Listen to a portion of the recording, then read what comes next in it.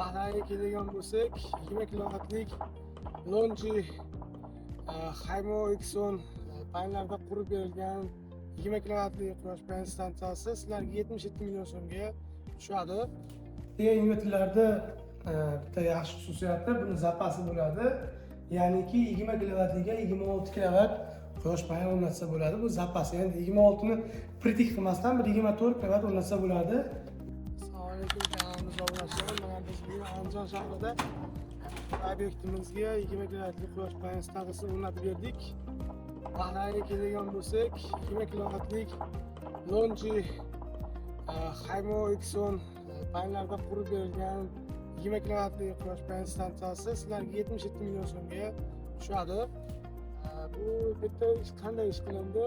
Ikki etajli qilib, karkasni o'qib, panellar o'rnatib berdik. Kriptonamiz alyumin, zavodskoy, yaxshi ushlab qoladi.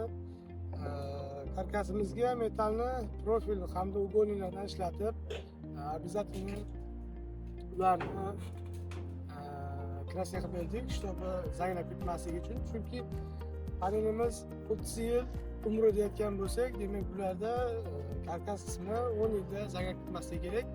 Hozir sizlarga pastga tushib, inverterda ham ko'rsatib o'tamiz. Xo'sh, inverterda oldiga ham tushib oldik.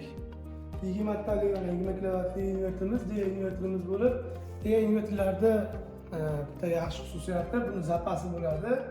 Ya'niki 20 kilovatliga 26 kilovat quyosh panel o'rnatsa bo'ladi. Bu zapasi, ya'ni 26 ni pritik qilmasdan 24 kilovat o'rnatsa bo'ladi.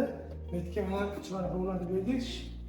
Shitimiz, demak, ikkita DC, ikkita UZ portlatlarini chaqmoqdan qarshi o'rnatib berganmiz. Kimga shunaqangi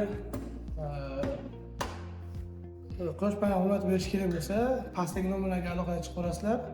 Rahmat.